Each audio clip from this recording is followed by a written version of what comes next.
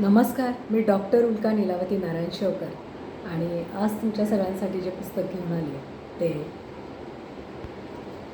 नारायण मूर्ती जीवनचरित्र रितू सिंग आणि याचा अनुवाद केला आहे विद्या अंबिके. माय मिरर पब्लिशिंग हाऊस यांनी हे काढलं आहे आणि किंमत आहे 175 रुपये.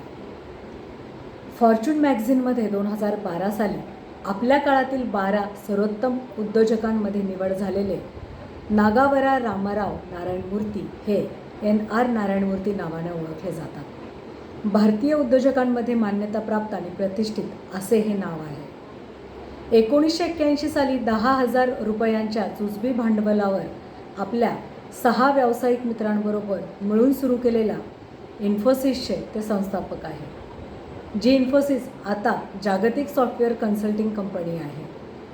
इन्फोसिस आणि नारायण मूर्ती असं समीकरण आहे आणि नेहमीच यांच्याबद्दल आदर आहे म्हणून हे पुस्तक हातात मी वाचायला घेतलं.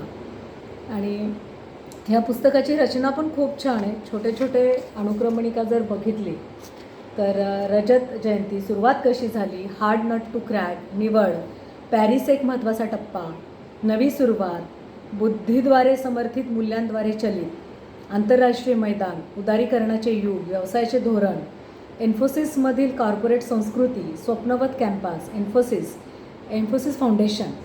आणि या पुस्तकामध्ये फोटो पण आहेत आणि त्यांचे छोटे छोटे किस्से आहेत. त्यामुळे एक 20 पानावर त्यांच्या वडिलांचं आणि त्यांचं जे भाष्य आहे की नारायण मूर्ती यांना IITला केवळ फी नव्हती म्हणून इंजिनिअरिंग करता आलं नाही. तर त्यांचे वडील असे म्हटले होते, बेटा लक्षात ठेव, फक्त तू आणि तूच तुझ्या जीवनात बदल घडवू शकतोस, कोणतीही संस्था नाही. तू जर हुशार असशील तर कोणत्याही कॉलेजमध्ये चमकशील. आणि किती वडील त्यांचे बरोबर बोलले होते ते. आणि हाच तो मुलगा, हाच तो IITमध्ये त्यांना त्यावेळेस त्यांची डिग्री घेता आली नाही, परंतु PG नंतर पुढे त्यांनी केलं. आणि वेगवेगळ्या टप्प्यांवर त्यांना कसे प्रश्न पडले त्यातला आणखीन एक मला त्यांचं जे विचारसरणी होती आणि जी मला आत्ता खूप लॅकिंग वाटते किंवा हल्लीचे लोक हा विचारच करत नाही. आणि मी माझी नोकरी, माझं विश्व, माझं आयुष्य, माझी संपत्ती इतकं मर्यादित संकुचित जगणं करून घेतात. त्या पार्श्वभूमीवर या युवकांचे जे विचार होते ते आणि त्याची कशी ती घुसळण झाली. तर नारायण मूर्ती हे जे होते ते कम्युनिझम, आपण जे म्हणतो कम्युनिझम म्हणजे समाजवादी, की देशाची जी संपत्ती आहे ती समान पद्धतीने सगळ्यांना वाटली गेली पाहिजे. कारण या पृथ्वीवर सगळ्यांचा समान हक्क आहे.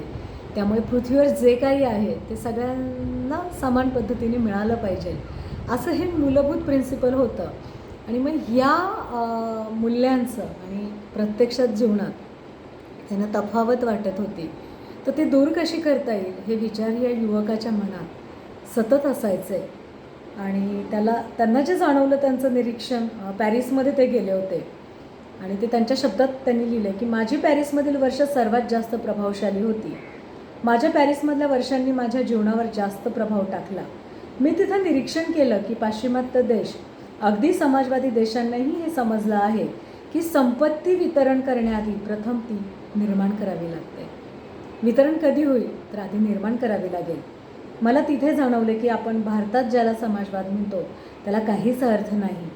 आपण भारतात कम्युनिझमला ज्या अर्थाने घेतो, ट्रीट करतो तो खऱ्या कम्युनिझमपासून पूर्णपणे वेगळा आहे. आपण गरिबी वितरित करू शकत नाही. मूर्तींच्या डोळ्यांसमोर भांडवलवादी युरोप उपभोगत असलेली समृद्धी दिसू लागली, ज्यामुळे त्यांच्या पूर्वीच्या समजेविषयी त्यांच्या मनात अनेक प्रश्न निर्माण झाले. आणि ते लिहितात, मला समजलं की अगदी कट्टर कम्युनिस्टसुद्धा यावर विश्वास ठेवतात की प्रत्येकाने कष्ट करायलाच पाहिजे. हे खूप महत्त्वाचं आहे की पहिल्यांदा कष्ट. खाजगी सेक्टर आणि संपत्ती निर्माण करण्याचा एकमेव मार्ग म्हणजे गरिबी वितरित करण्यापेक्षा संपत्ती निर्माण करण्यासाठी अधिकाधिक लोकांना प्रेरित करणं. हा विचार मला खूप महत्त्वाचा वाटला की आपल्याला हे पृथ्वीवर जे काही साधन सामुग्री आहे त्यावर समान वाटा आहे, परंतु त्याच्यासाठी कष्टही केले पाहिजे. आणि जी डेव्हलपमेंट आपण करतो ती कशी करायची आहे, तर पर्यावरणाचा ऱ्हास न करता केली पाहिजे, तर ती खरी विकास आहे, डेव्हलपमेंट आहे. आणि हे जे असे काय म्हणूयात आपण ओरिजिनल विचार करणारी लोकं आहेत आणि ती काय करू शकतात की एक जस्ट सगळ्या रॅट रेसमध्ये पळत नाहीत, तर पॉज घेतात, थांबतात, मला काय करायचं आहे, माझ्या जीवनाचा विचार करतात आणि मग पुढे मुळातून हे पुस्तक वाचण्यासारखं आहे. खूप छोटं आहे. कसं त्यांचं लग्न झालं, पुढे इन्फोसिसची स्थापना कशी झाली, तिथलं कल्चर त्यांनी डेव्हलप कसं केलं, अडचणी कशा आल्या, त्यावर त्यांनी सगळ्यांनी मात कशी केली. खरंच खूप सुंदर पुस्तक आहे. नक्की वाचा. धन्यवाद.